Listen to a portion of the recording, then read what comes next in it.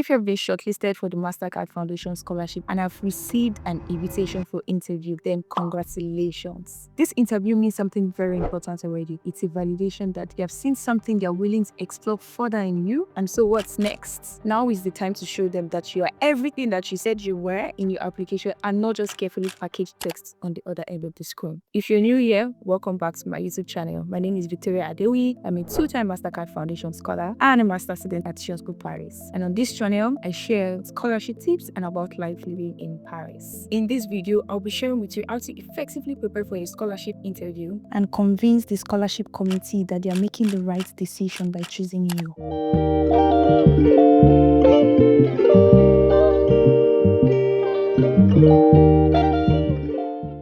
The first and primary thing that you should have in mind is that your scholarship interview is not a role play. It's not about memorizing and having the perfect answers. In fact, I beg to differ that there are no perfect answers. It's about your story, your values, your academic and professional projects, and how or whether they align with the program's mission. And if you've taken time to research about the MasterCard Foundation Scholarship Program's mission, you would realize that it's not just solely an academic merit scholarship. Academic standing is taken into consideration for sure, but then I would say it's rather a combination of academic merit plus leadership-based scholarship. So essentially, the interview is really testing your leadership, service, which is your commitment to giving back to your community, and impact. You should see the interview as an opportunity to have a conversation about who you are, what drives you, and how you plan to use your education, this opportunity, this access to create long-term impacts. Then it is only wise that your scholarship interview is not just focusing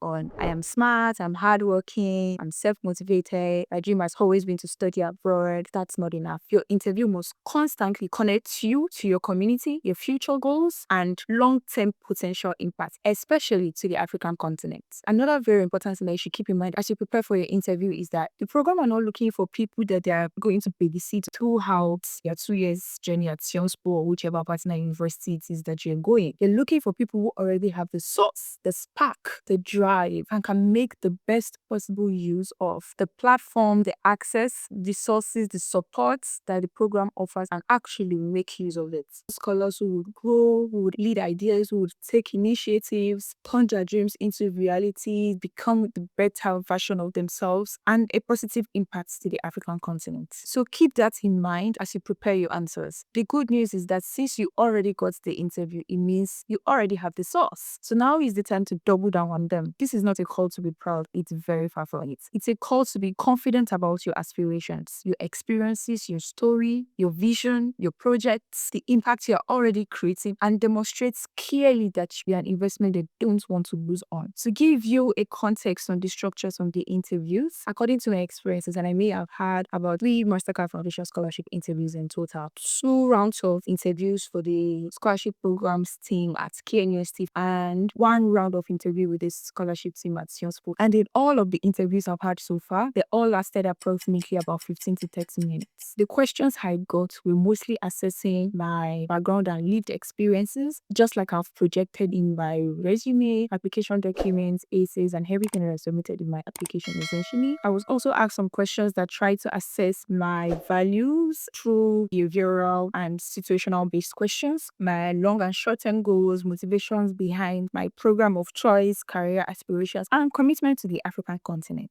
And it's okay if you don't know something. Some questions will come at you completely unexpected, and it's normal. Just stay calm and stay authentic. Let me just emphasize again that these are based and solely based on my experiences. Honestly, your interview structure can be very different depending on the partner university that you've chosen and how the scholarship committee choose to do their thing. To prepare effectively for the interview, I would recommend that you first go back to the application that you've submitted. The information that you filled in there, your motivational letter, your resume, revisit them to refresh your memories on the things that you've submitted. From my experience, and like I said before, for all of the interviews that I've had, after the first question, of course, which is to introduce yourself, most of the questions that I had, the immediate questions that I had after that was follow-up questions on the things that I've included in my application, the things that I've mentioned, like why did you choose to study this program, why Sionspor, why KNUST, what's your opinion about this particular particular issue currently happening in your country? What do you think is the major challenge that your country or your community is facing? You answered all this in your application, right?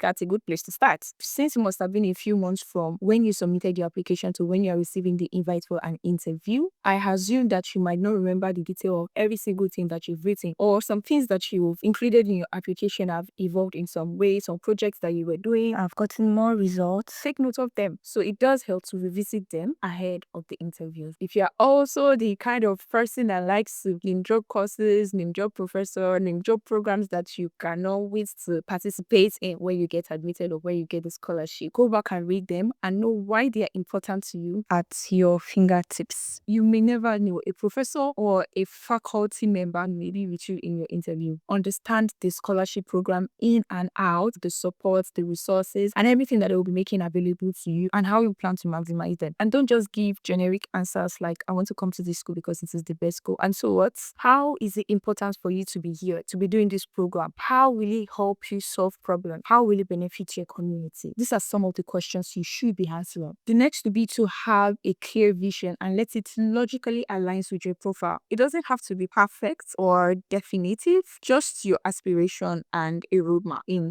short, medium, and long term will do. For example, what are you currently doing or most interested in right now? What would you like to improve on the most in your 2 years at your school or whatever partner universities that you have chosen? What would you like to do immediately after school, in the next 5 years, in your long-term career? Don't be afraid to tell them what they have. Even if you're not sure, and quite validly, you can always change the course of your career as you get more clarity along the way. But for the purpose of this interview, have one and give yourself the chance to believe in it. You can choose to prepare example questions and highlight a few points that you always want to glance through every now and then during your interview, but don't memorize scripts. The downside about memorizing scripts is that if you memorize scripts and you happen to come across unexpected question, you would either lose momentum or you end up reciting your scripts for the wrong questions or your imaginary questions. Instead, you want to maybe define pre-made experiences that are very important to you that you would like to share with the scholarship committee, that you can relate to so many questions that you may be asked and you would like to fall back on as reference. If you have to make a point, highlight them so you can always just glance through them every now and then during the interview and not lose momentum. Then practice.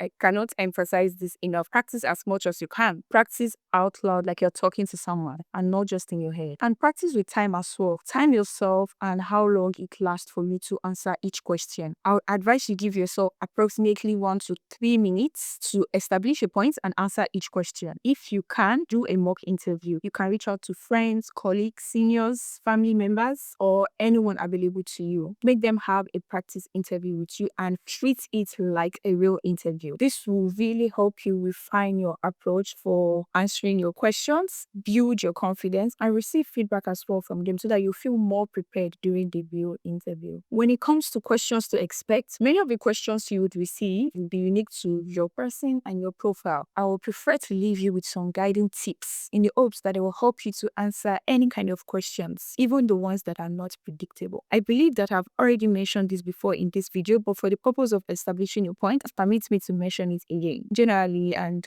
if I'm working through a MasterCard Foundation scholarship interview again tomorrow, I will be expecting questions about my personal background, leadership and community engagement, my academic and professional goals, situational based and behavioral based questions. For situational based questions, they are really difficult to anticipate, but it's best to just think of your values and answer based on what feels true to you. And now, structure is very important because you don't want to just go on and on answering one question for 15 minutes. Your responses should have the right balance and length. Brief enough to drive the point home and broad enough to address the question asked. With a good structure, you'll be able to answer a lot of the questions you would get with confidence and clarity. For personal and background questions, it's helpful to usually choose one meaningful angle or story and not just a chronological order of everything that is in your resume. How it has shaped you, your mindset, your values, your motivation. Connect it to the future, the impact you want to make, and how you want to contribute. For experience-based questions, I would not think too much. I would just go with the STAR approach. If you don't know what STAR approach means, the S stands for situation, which is like setting the scene for your experience. T stands for task, which is going a little bit deeper on what needs to be done. A stands for action, which is exactly what you did, how you contributed to that situation. And R stands for result, which is what changed, what you learned as the case or the situation may be. When you sense a fact-based or knowledge-based question, a good structure is very likely going to be a brief introduction of the background, introduce the concepts, illustrate why it matters or how it applies to the theme of the discussion, and give a conclusion with your perspectives or takeaway. For behavioral questions, they are mostly trying to test your values, your decision making, emotional intelligence. A great approach would be to be clear about your principles. Maybe give a short example on a particular moment that you've encountered a similar situation before. Explain your reasoning towards why you choose to respond to the situation the way you chose. Like I've said before, for situational based questions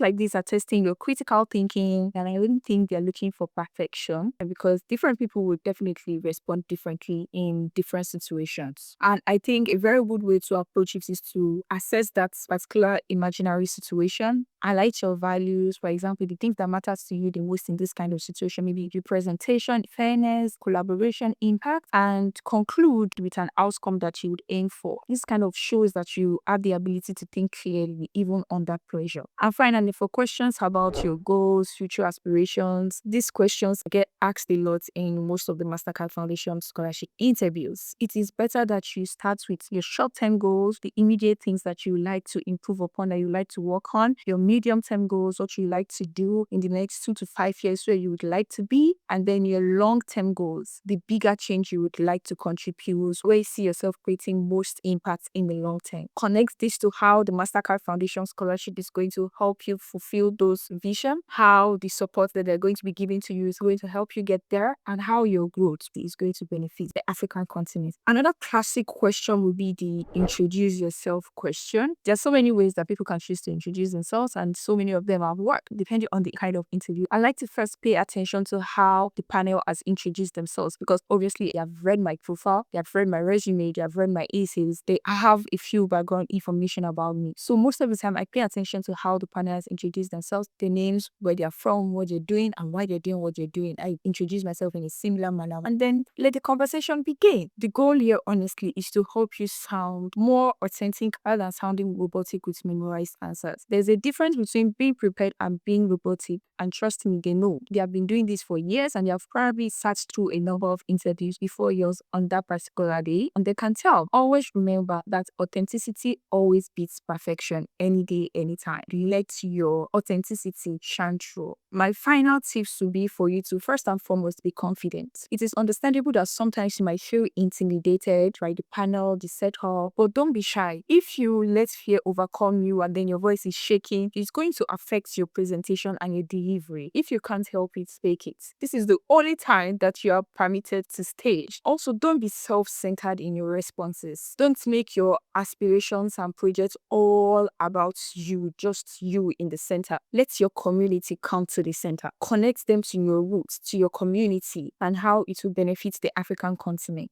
Remember that the MasterCard Foundation Scholarship Program's mission is about creating long-lasting impact on the African continent. This may seem obvious, but if you don't understand any question, please ask. Politely ask them to repeat the question, or before you respond, repeat the question to them in the way that you understood it and confirm with them that they also meant the same thing. There's no point on being shy about it at all. It is better to ask the question again than to go off answering a question that you don't understand or giving unrelated answer to a question. Also, pay attention to the general housekeeping rules. Dress appropriately, whatever feels more appropriate for you. If you prefer a suit, fine, wear a suit. But if you don't, wear something that is appropriate. For example, for my case, I was wearing an African print and looking well, like neat, presentable. Those are very important. Be very prepared technically. Make sure that your devices are well charged. It's advisable to use a laptop or a computer, but if you don't have one and you just have your phone to your disposal, fine. But make sure that you have a very good internet connection. Make sure that you have prepared a very clean, neat background for your interview You want to be having an interview where there's so many people talking in the background, so many people are moving back and forth. Make sure that your devices are well charged. You should at least have a battery percentage that can last you for 1 hour, 2 hours. Then your body language is very important. Also, smile a lot. Smiling does make a lot of difference. Smile actually help, ease your anxiety, ease the tension, help you to connect better with the panel. Final tip is to arrive early. You don't want your interviewers to be waiting for you. Be very well prepared to arrive at least 10-15 minutes before the interview. Don't be late at all for whatsoever reason. And remember, don't doubt yourself. You have already come this far. It means that you definitely have the source. You definitely have the potential. And you're almost at the finish line. You have everything that it takes to get the scholarship already. Your focus should be to be clear about your purpose and demonstrating to them that you're worth the investment. If you found this video helpful so far, please like, subscribe, and share with somebody who might need it. Let me know if you have any questions in the comments. I'll also be happy to hear from you from the outcome of your interviews. You can reach out to me on LinkedIn or tell us here in the comment sections. We'll be glad to celebrate you. If the partner university that you've also applied to is Sciences Po, I'm very much looking forward to see you here in Paris and on campus. I'm wishing you all the very best in your interviews. Bye for now, and I'll see you in my next one.